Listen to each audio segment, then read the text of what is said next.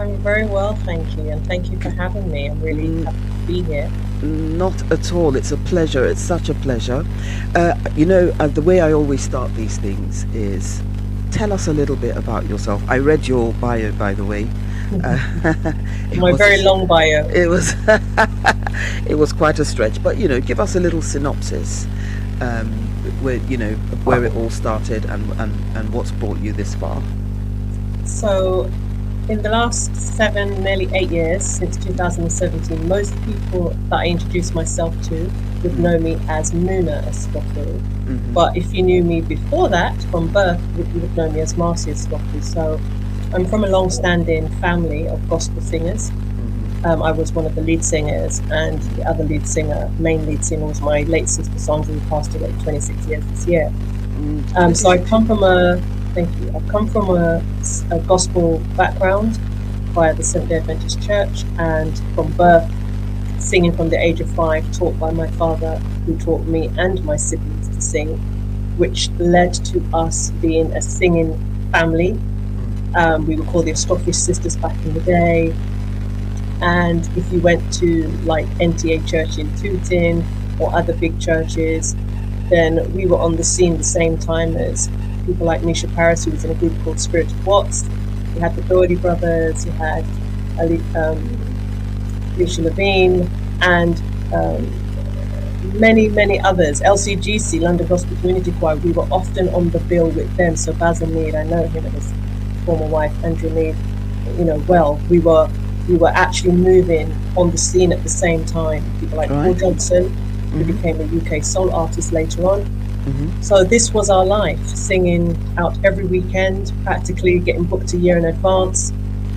And this was just by the public requesting us. We did our debut concert in, I believe it was 86, Mm-hmm. at Wandsworth Civic Town Hall in Wandsworth. And the former editor for the Voice newspaper, Viv Broughton, he was very interested in managing us, but my dad said no. And he continued to manage us until, fast forward many years later, when we sent one song to the States, which was passed to Kevin Woodley at Atlantic Records. We were then signed to Atlantic Records in Right. 1990, and that's how we got the record deal. Okay. So whilst we're talking about the Escofferys, I found a few songs. Uh-oh. Actually, I quite liked them, to be honest. Thank I you. did. There was one that you sent me, but I found a few more. Yeah. So I'm just going to play a few minutes, if you Yes, don't sure. mind, Yeah, that's of fine. because I want people, those who can remember the Escofferys back in the day. I want them to. I liked that. The Where Is Your Love? That's the one. Mm. I loved that one. So this one coming up from the Escofferys. I'm not going to take too much time on that, but here we go.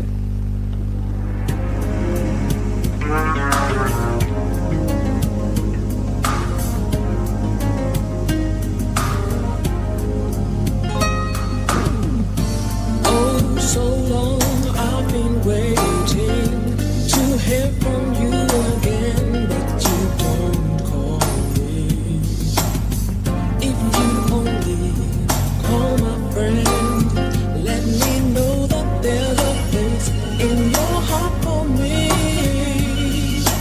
Trust and you'll see I can give you what you need. Don't be afraid, I'll be there for you. Anything for you. The seas of blue, the seas of blue. You got careless.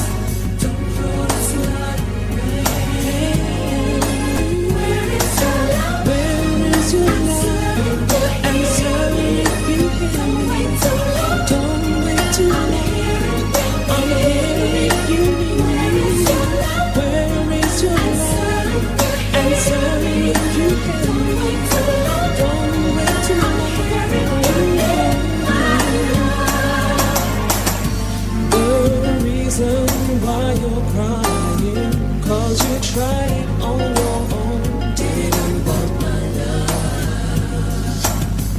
Don't let pride turn you away. Call my name and I'll be there.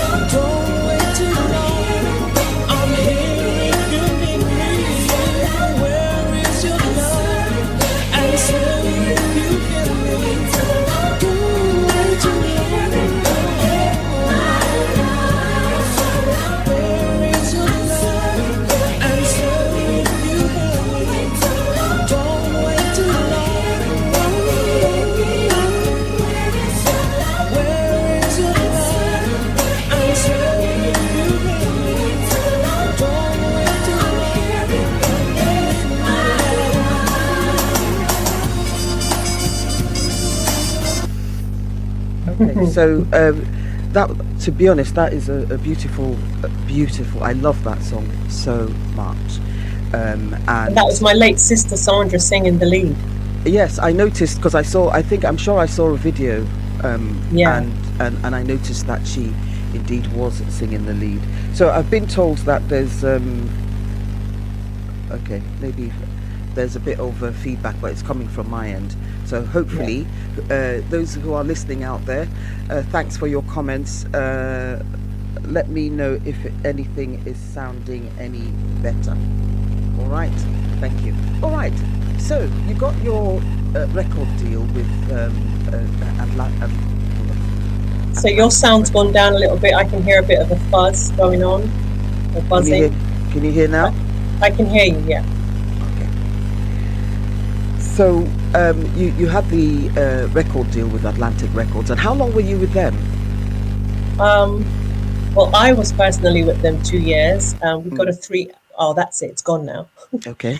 We got a 3 album deal, Mm, but I would say that after the first 6 months, I wasn't really feeling being in the record business, which I mm, expressed. But I mm, stayed. I stayed 2 years. mm, So my sisters continued. They were going to do the second album, and then at the last minute, the record label decided they weren't going ahead. But they did carry on without me for some time, and mm, which of course made things difficult because mm. I was one of the main singers Yeah. for a long time. So I spent 2 years in the record deal. Oh, so you had to, because obviously you were contracted, weren't you? I got out of the contract. As you do it. So what? So then, what did you do after that? Then, when you left? I didn't sing for 6 months. I Mm, actually lost the joy of singing. And the partner I had at the time, who later became my husband, he set up a professional choir. Well, we were not a professional choir at the time, we were a community choir. And I mm, did some voice coaching with them initially. And then I sang soprano in that choir. That choir ran for 7 years. And some of the work that you see on my CV, mm-hmm. we actually got one booking in someone's posh house. I can't remember who it was for, and that led to somebody asking us to do the Fleur Festival. So we did Eric Yeah. Clapton, and then we got people. Then people started asking who was that choir. So we Mm-hmm. had the full choir of 50. And then Wow. we did, yeah, and then we did Top of the Pops with Sting.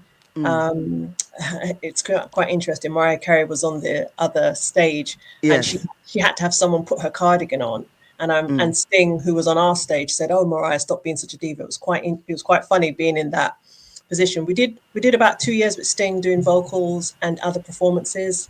Yeah. Um, we also got called to do War Child Festival, which was for Pavarotti. So we supported Pavarotti, but Elton John was also there. We did some other work with Elton at a different time, and Eric Clapton. So we were supposed to use a backing track, but Yes. so you had people like Phil Billinghanes, who plays for Michael Jackson. Mm. When they heard us do the rehearsal, the actual band who played for all the stars, including Liza Minnelli, they then offered to play for us and learned our music and played for us as well. So that was quite, Wow. yeah, Wow. that was quite interesting. So we was in Bologna in Italy. In We Italy, did that. yes. Yeah, Yes. Bologna, Yeah. which is Pavarotti's hometown. Yes. I noticed also you did some work with Stevie Wonder. Ah, yes. So this is an interesting one. Yes. So in '89, Mm. myself and Sandra, my late sister, had been to see Stevie Wonder in concert, and we were jumping and screaming like everybody else and having a really amazing time. And then I think it was the next day, we got a call from Paul Johnson, who was a family friend, also a UK soul singer. Mm. And he said he had a recording session. And we said, "Oh, okay." He said, "It's tomorrow, blah, blah, blah. Don't you want to know who it's for?" And we said, "Okay, well, tell us then." He said, Yeah. "Well, it's for Stevie Wonder."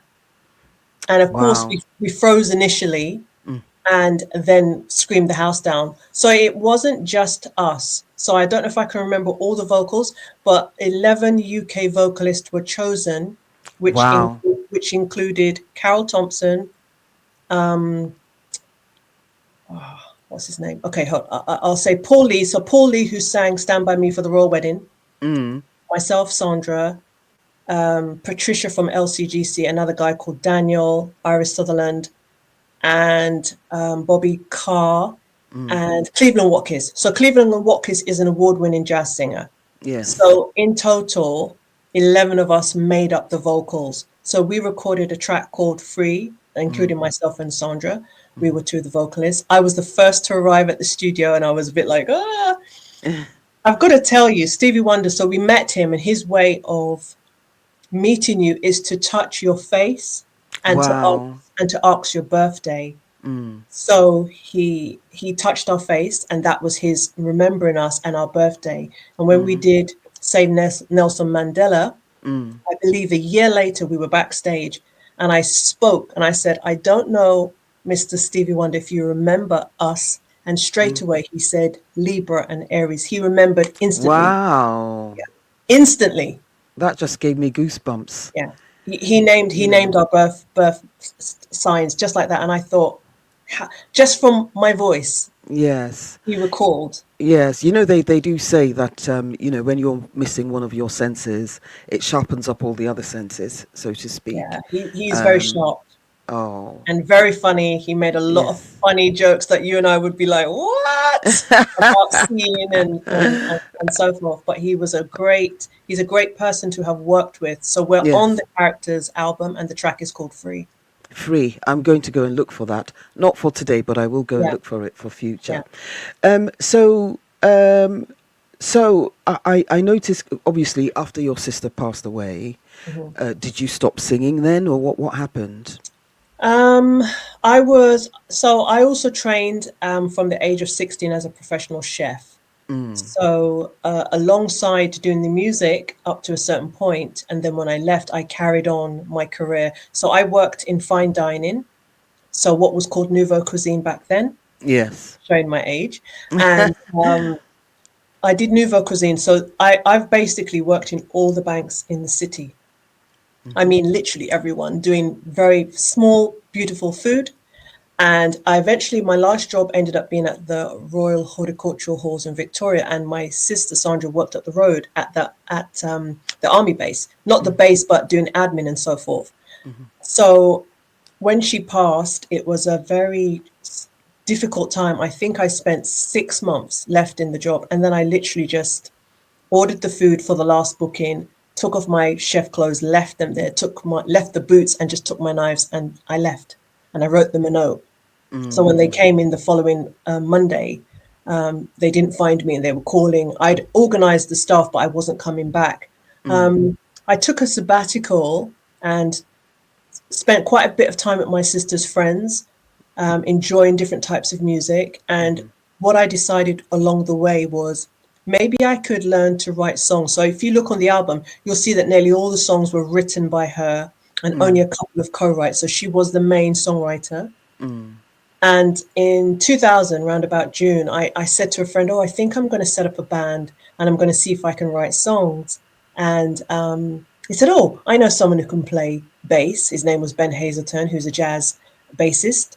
And then I spoke to Ben and he said, I know someone called Brian Edwards, who is a saxophonist. And then someone who's also very well known now called Seb Rochford. They introduced me to him to play drums. So I had three, and by the time the week had come to the end, I had a 6-piece band. Wow. Yeah. Now, speaking of that, you started writing songs. I Yeah. started writing songs in I 2000. I came across a few of those. Uh-oh. They were look, I'm not going to lie. These are songs that I'm going to be playing moving forward. Okay. Thank you. Let me see what I'm going to play here. Let's try this one here. There was the Richie Oh, don't you? Pitch. Richie Yes, Pitch, don't you? Yeah, yes, yeah. love Gosh. it. Absolutely love that one. Okay, so ladies and gentlemen, this one is from Muna Escoffery, is Richie Pitch. Okay. Hi, Rich. Just on the 29 bus. With I'll tell you the story after. A little bit.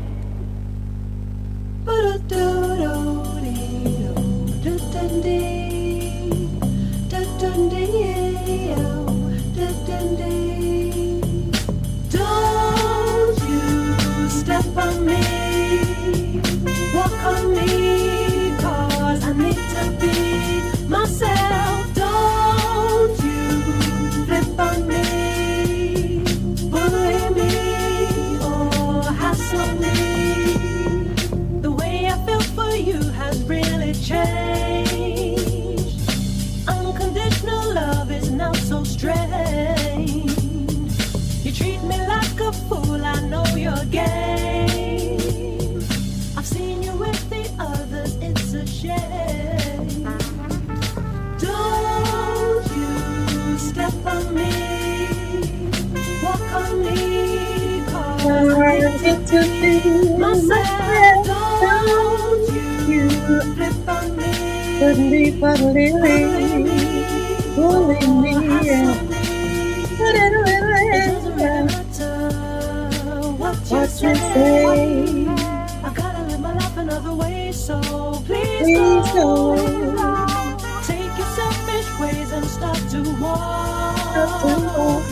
No good you being around if we don't Ah, talk. You tell your friends up stories, don't you don't you lie. walk. You say the things about me, can't see why. Why Don't don't you you step flip on on me, me, walk on me, pulling 'cause me, I need to be myself. myself? Don't you flip on me. Look, that tune is like I always say, bad tune. Thank you. Thank you. Absolutely love that song when I came across it. So you've been writing songs. I don't see any album. Have you put any albums out at No. all? So I Why? actually, in coming out of the business, I really had, I detested the business quite a lot. I didn't want to be under any label. Um, I just thought that leaving the business really had a bit of a bad taste in my mouth, and also the personal experience that it created in my life. So I wasn't in love with music, and writing songs was just in many ways about honoring my sister. Um, and the way that we also did that was I co-founded a night called Kindred Spirit with my younger sister at the end of '99 at a place called Jamaica Blue. And we thought we were only going to do it once. It was a coffee shop. We knew him, called Jeff Holland, Yes. businessman. And the place was packed. I think about 120 or more attended inside, and people were surrounded outside. And it included people like Julie Dexter, Zena Edwards, um, Urban Spirit, Cat Francois, lots of poets who were known, and they were the best of the best at the time. Yes. And those that knew it, people like Noel McCoy, who's a personal friend of Sandra's, who they wrote together, came down, did wonderful pieces. And then people said, when's the next one? So in the practice of meditation and automatic writing, myself and my younger sister received the blueprint to keep this going, get a venue, and just extend the work. That part didn't occur, but I found a place in Brixton called the Bug Bar, and then Kindred Spirit was born there, and it lasted maybe over a year, and it was packed. Every month it was a destination. People were coming from west, from east, and then as the music coordinator, people were contacting me mostly. I would go around with a little notepad to lots of events, and speak to somebody after an event and say, "Oh, I do something called Kindred Spirit with my sister. Da da da. Would you like to come perform?" And to the point, then we were getting the songs, and people were sending their tapes and all the rest of it, and then we were having to siphon through it, and then Wow. put people on to it. So we were 6 months or so in advance. It was full it was already full to get onto it. It was, So when did you stop doing that? I stopped after about 3 years. My sister continued, but it ran for 9 years. Wow, that's a Yeah, good long stint that was. yeah, Oh, yeah. okay, cool. I also, so moving slightly away now from well, we're moving a little bit away from the music, but we're coming back to it. Okay. Okay. So I noticed that you discovered a very rare kind of fibroid, Oh, and yeah. and that you were told by your medics that you would never be able to conceive. What happened then? Um, I after Sandra passed, I we Mm, had been on a family holiday that, funny enough, she didn't want to go on, and mm, she wouldn't have been alive. So it's interesting that she just mm, didn't want to come. We all went, mm, and mm, we kept saying, "Why don't you book?" She's like, "No, I don't want to go." It was mm, really bizarre. mm. And so we went on this trip, and we stayed with family members, and I went horse riding on a horse called Slingting. I mean, I should have realized that What? that was not, Slinting. yeah, and it literally threw me.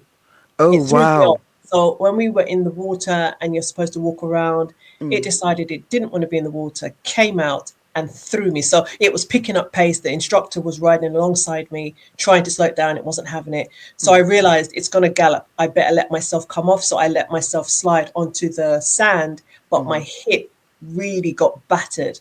mm, Um, so the partner that I was seeing just before the end of the year, into the early part of that year, said to me, "Look, your stomach's a bit hard. Why don't you get it checked out?" So I did, and that is when I discovered I had fibroids, and wow. it was a bit of a shock Mm, because the doctor said, "Oh, you must have had them at least 10 years." I had no idea. mm, And then when I was 36, I was still struggling with it. The doctor said to me, "Well, you're not going to conceive at all," because I'd never been pregnant. I'd been married, mm, I was divorced and everything. And it was a bit of a, "What do you mean?" But you see, it's interesting that I didn't listen. What I did was I went on a cleaning journey of my womb, mm. celibacy. I used herbs, I did enemas, I used castor oil packs, I did a whole, you know, medical herbalist. And I didn't really know I was actually preparing for my daughter to come Wow. because I wasn't with anyone. I was just Mm, doing it for me. mm, And then mm, my stomach went from looking 7 months pregnant to mm-hmm. flat. Wow. And then when an old partner came back into my life, within 3 months I was pregnant, but I didn't know. But I put on a 10 size 10 top and the last button didn't do up. And my girlfriend said to me, "Oh, why don't you just do a test next month?" And I said, "Oh, what for?" Because we did one that month and it was negative. Did Mm, one exactly a month. And then I saw two lines. And I sat wow. for 2 hours in shock because I've never been pregnant, told I could not get pregnant. Wow. And then my mum was very happy because she thought she was never going to get a grandchild And from me. then you set up a fibroid well-being group. That's right. So, as part of what happened in that process was I lost my voice because I was in a lot of pain. I was offered morphine. Mm. Um, Through having counselling through the trauma, the pregnancy was very traumatic. I would often pass out for pain and my back Wow. slipped and I lost the ability to walk. And Whoa. I was set like an old woman. And if I didn't, I was told that if I didn't learn to stand, I would set like that. So I was very determined to stand, to walk. So when I had counselling for the vocal damage, because I wasn't singing, because I couldn't maintain the speaking voice, much less the singing voice, my voice would shut down and my voice box would hurt. Mm. So the counsellor, after a few sessions, said, "Oh, come on, get over it. It's been 2 years." And I thought that was Wow. really not appropriate. So I Mm. set up a wellbeing group for women so that we could talk, we could share our Yes. stories. Yes. And in doing that, so it was at a place in Crystal Palace with a lady who runs Love Gift Vegan called Matina. She had a vegan shop there for several years. I would sound into women's bodies. I would cut my hands. I've always worn white for healing when I'm doing healing work. Mm. But I didn't really think I was doing sound healing. I was doing what came very natural to me. I would place my hand on a woman, maybe at the back and the front, and I would just sing into the body, and I would do Mm. that in circle. Mm. This is how I started doing this type of work. It Mm-hmm. was part of my process, and I was taking women through the process of, if you had cysts, fibroids, any gynae problems, to Mm-hmm. clean your insides. That's how this began. Right. And do you still do that? No, I did it for several years though, Mm. and Mm. then what I did, well, actually, people kept coming to me for singing coaching, and they were coming with their various traumas, and I was Mm-hmm. doing a similar thing, and then my students at my uni said, "Oh, do you know that when we leave your class, we feel different, we feel transformed. What you're doing is healing." And that student was mature. He was a psychotherapist, but he didn't tell me. So I didn't look up anything to do with sound and healing till 2010. And I'd been doing this for years, maybe 10 or 11 years at that point. And then I said, oh my gosh, there's something called sound healing. Wow. So it was only after doing it for about 10 years that you found out that it was a thing. It's an actual thing. Yeah. Yes. And Yeah. I see here that you became a certified sound healer. Yeah.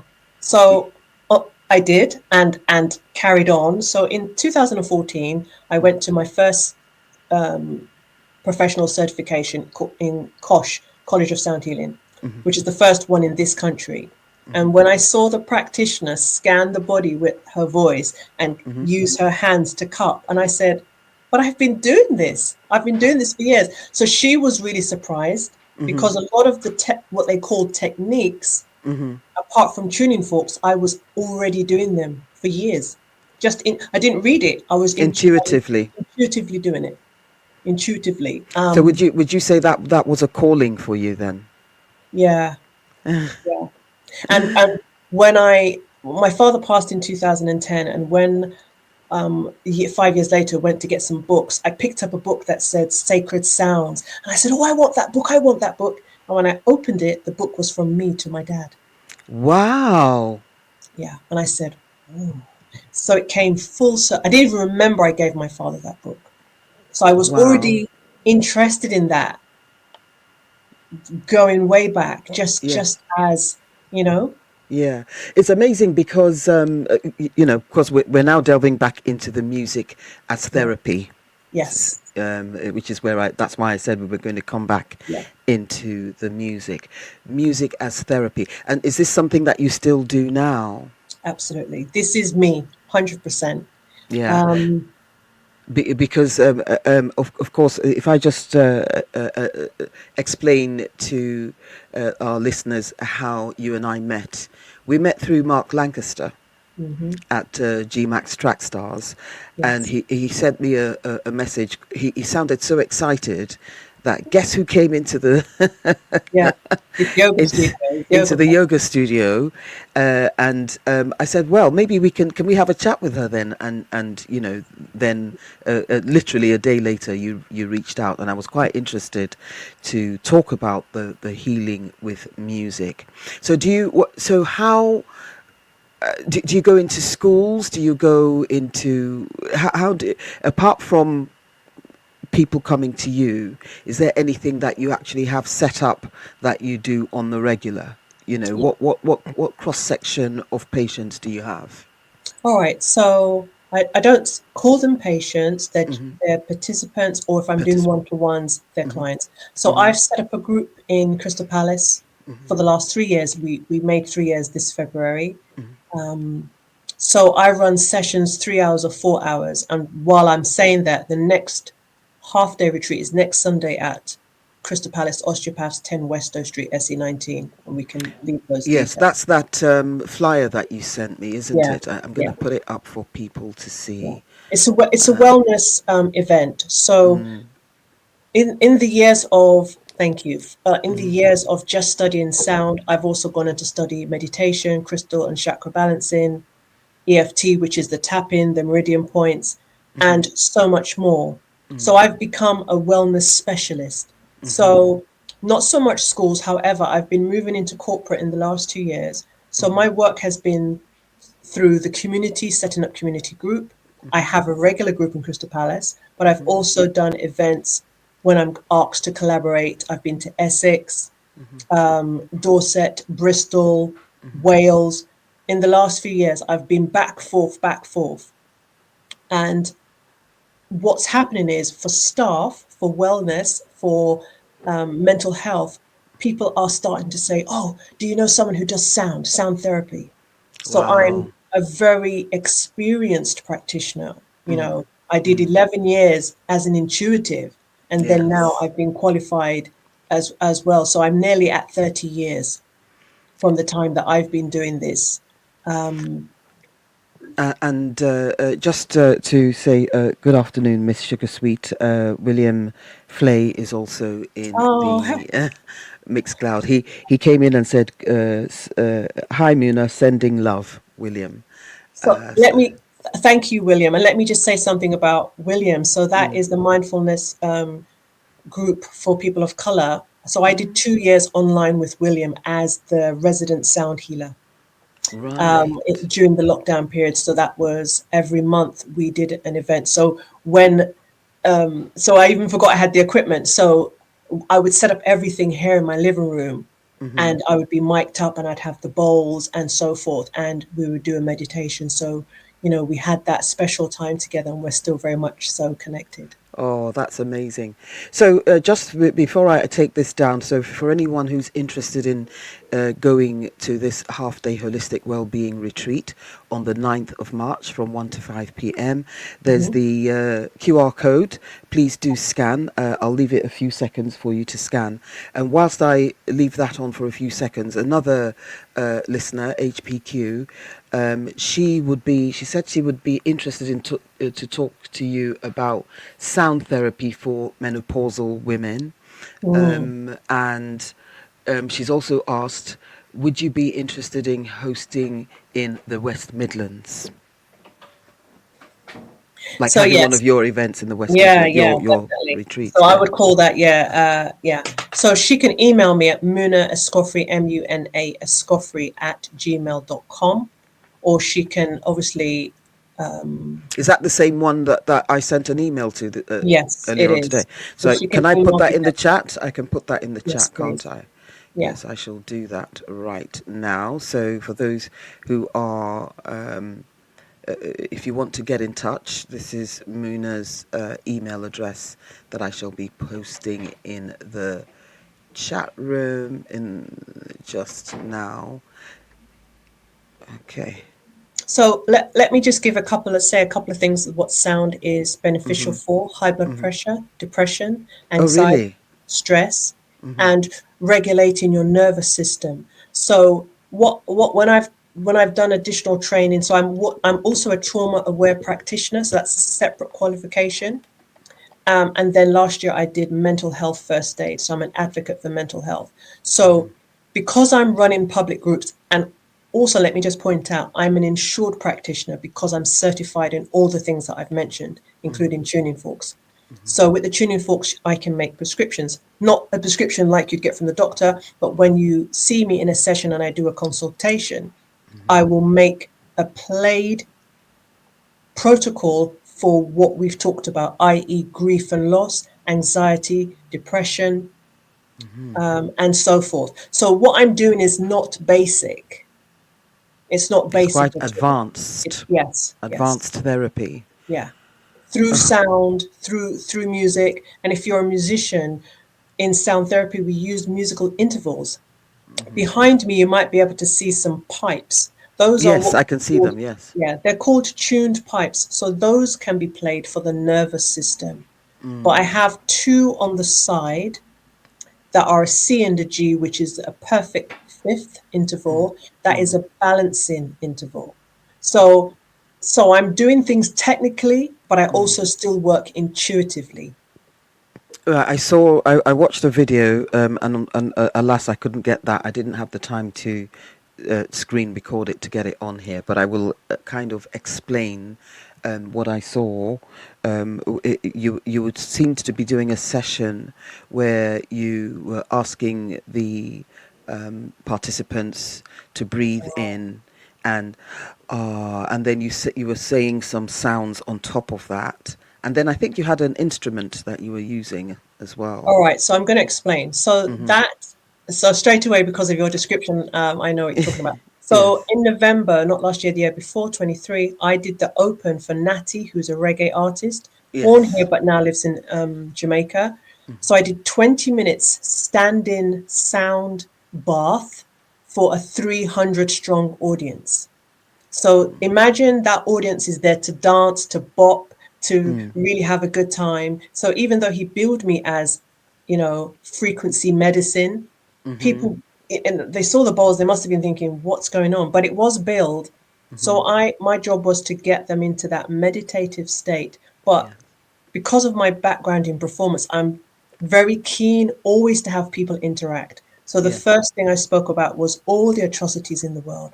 Let's just take a moment to breathe in, place your hand on your heart, and AH is a sound for the heart. And then we sounded it. And I played my two pipes, the C and the G, which I Yes. just spoke about, so that Yeah. they can pitch what I was saying. And then people were really surprised, but everyone was doing it. You know, these Wow. 300 people who had been Yes, drinking you and could tell. Yes, they were all participating. I yeah, saw that. they're all Yeah, yeah, participating. yeah, yeah. It's very powerful. It's amazing. I mean, there's a lady in the Mixcloud chat room, HPQ, the one who asked Hmm. for your email address, and she's finding this really interesting, and she's definitely going to be connecting with you. Thank you. Um, and when I when I thought I was going to have a chat with you, I didn't realize it would actually take this turn. To be honest, it's been Mm. a very interesting chat. So now, I mean, I can see. I'm just trying to scan over your qualifications here. There are look, people. There are many. There's more than 10 lines here. So, Yeah. Mhm. but shall we just say you are a multidisciplined holistic practitioner and immersive sound curator. Thank you. That Yes. that definitely sums you up Yeah. really nicely. Yeah. And once again, if anybody is interested in attending this retreat, which is a half-day holistic well-being retreat on the 9th of March, which is next weekend, from 1 to 5 p.m., do scan that QR code. QR code, Yeah. and There's make only a few places left because this is my main group. So right.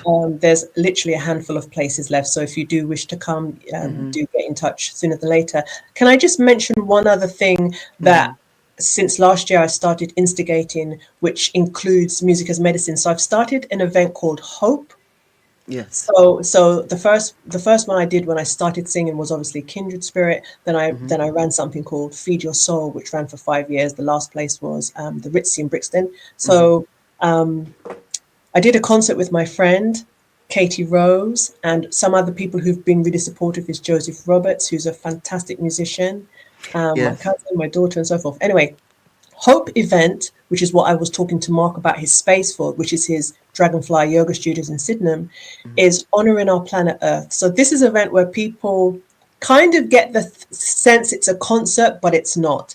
And it's not a workshop either. It's an interactive co-creation with the audience. So I invite a couple of poets to share their original pieces and maybe one singer plus myself and a musician. Now, the audience, you do not sit still. I will have you standing, stomping, sharing. So, part of what I do, especially being a performance coach, is vocal expression. Yes. So, I do that on the fly. So, if you think you're coming in late and you're just going to hustle in and sit down, I will be like, hey, and we will be singing and guiding you in through through song, through sound. And so, there's going to be more hope. At the moment, it's in Southeast London. Okay, I was going to ask that when is the next one going to It be? will be in May, so I've got to confirm the date. That will be at Mark's place.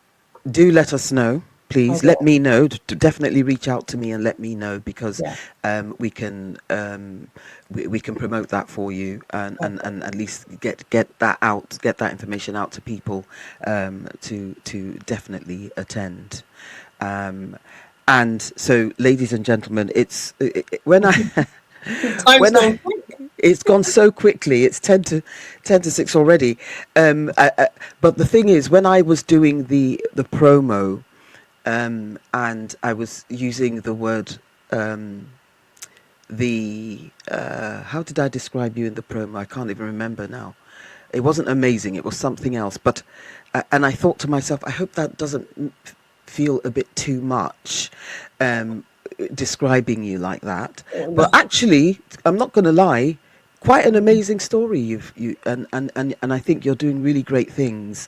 Thank you. Um, particularly with healing is so important.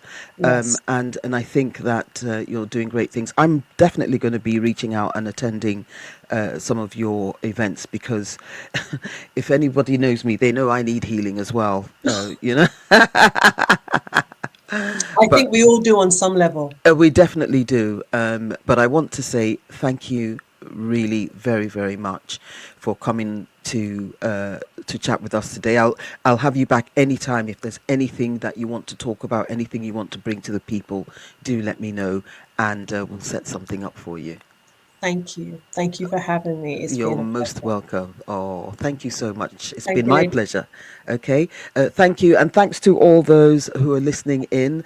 One of my DJ colleagues, the guy that I said was a technical, he said, "Ooh, Lady B, you've gone up in my estimation. You're speaking to Muna Escoffery," because he knew of your family very well when you guys were doing the Yeah, gospels thing. So yeah. thank you so much. Thank you. Thank you for having me. Okay, right. So, ladies and gentlemen, there you have it. That was Muna Escoffery. And I'm going to play another song from her, because I do have a few. And then after that, it looks like I'm going to be doing a little bit of overtime, because I do want to do that homage to the late, great Jill Scott. So this next song I will play, let's try this one here. These are songs that I picked up and I like them, so I'm playing. This is from the New Sector Movement, Love Speed Movement.